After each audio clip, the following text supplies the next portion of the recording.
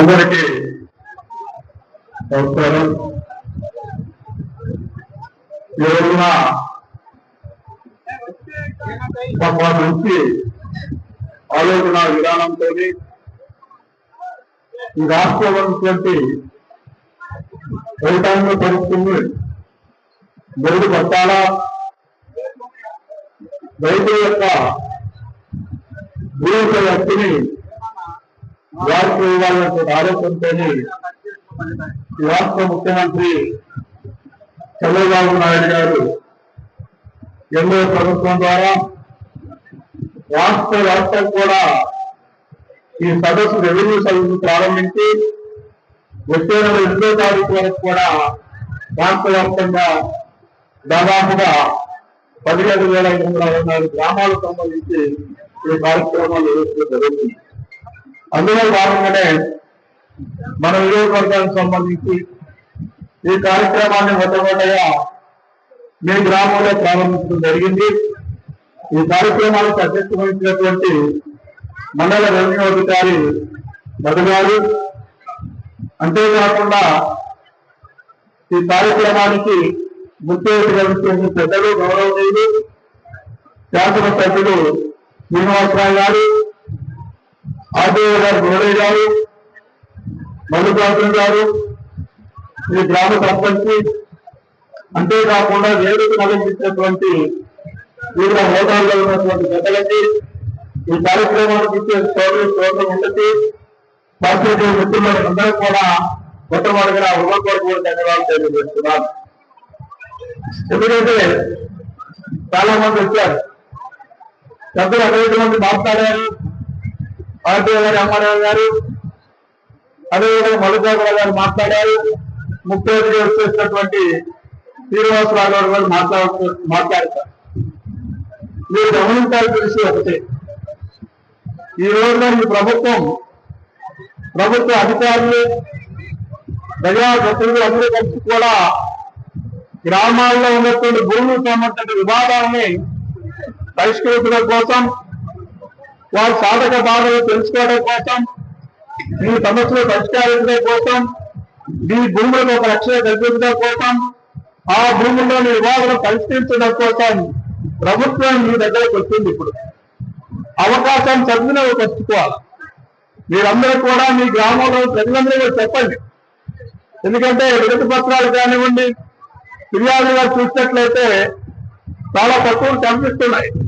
ఇంకా అనేక సమస్యలు ఉన్నాయి. మీకు తెలియని కాదు, ఈ దేశానికి వెన్నుముక రైతాంగం. రైతు బాగున్నప్పుడు మాత్రమే ఈ రాష్ట్రం అభివృద్ధి చెందుతున్న విషయాన్ని కూడా మనం అందరం కూడా తెలిసే విషయం.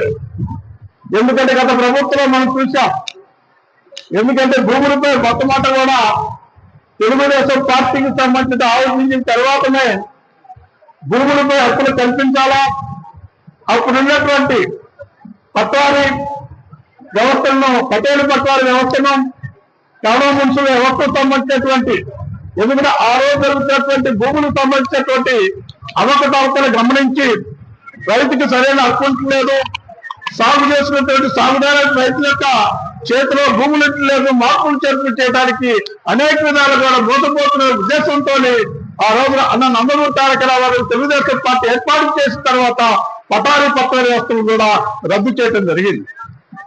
ఆ తర్వాత చూసాం మనం ఇటీవల 5 సంవత్సరాల కాలంలో మనం చూసుకున్నట్లయితే టైటిలింగ్ యాక్ట్ తీసుకొచ్చేసి మరీ ముఖ్యంగా ఎస్టీ సంబంధించినటువంటి భూములకు సంబంధించి, అసైన్ భూములకు సంబంధించిన భూముల్ని దినాల పేరుతో కొనుక్కొని ఈ రాష్ట్రంలో లక్షలాది ఎకరాలకు సంబంధించిన భూములు కొనుగోలు చేసి వాటికి సంబంధించి యజమానులు వారు తయారు చేయాలా, ఆ భూములను ఆక్రమించుకునే ఒక ఆలోచన ఉద్దేశంతో కూడా ఈ టైటిలింగ్ యాక్ట్ తీసుకురావడం జరిగింది. పేద వర్గాలకు అన్యాయం జరిగింది, చిన్న రైతులకు అన్యాయం జరుగుతున్న ఉద్దేశంతోనే ఈ రోజు ఎన్డీఏ ప్రభుత్వం సంబంధించిన ముఖ్యమంత్రి గారు టైటిల్ యాక్ట్ సంబంధించి రద్దు చేయడం కూడా మనం చేస్తున్నాం. ఈ రోజు మంచి అవకాశం. అనేక వివాదాలు ఉన్నాయి. 75 సంవత్సరాల కాలం చూసినట్లయితే భూ కబ్జాలకు సంబంధించి కానివ్వండి, భూ ఆక్రమణకు సంబంధించి కానివ్వండి మనం చూసాం. ఎంఆర్ఆర్కి పోతే ఈ రోజు ఆన్లైన్లో ఒక పేరు ఉంటుంది, 4 రోజుల ఇంత పేరు ఉంటుంది. ఆన్లైన్ ఎక్కించేటువంటి భూములు మొత్తం కూడా అనేక చోట్ల రోగాలు వచ్చినాయి. ఆన్లైన్ ఎక్కించుకుంటే లోన్ తీసుకునే పరిస్థితి కూడా అనేక భూములు ఉన్నాయి. ఈ సమస్యలు మొత్తం కూడా పరిష్కారం చేసుకోవాలి. ఎవరైతే నిజమైనటువంటి యజమానులు ఉన్నారో వారికి అప్పులు కల్పించాలా, భూ రక్షణ వారి ఆలోచనతో ఈ చట్టాలు చేస్తాడని రెవెన్యూ శాఖలు నిర్వహించడం కూడా మీ అందరికీ మనవి చేస్తాను. మీరు ఆలోచించండి. గ్రామాల్లో మనం చూస్తున్నాం అనేక ఇబ్బందులు ఉన్నాయి. తప్పనిసరిగా ఎందుకంటే ప్రతిరోజు అనేక విధాలుగా చూసాం, మనం చూస్తూనే ఉన్నాం.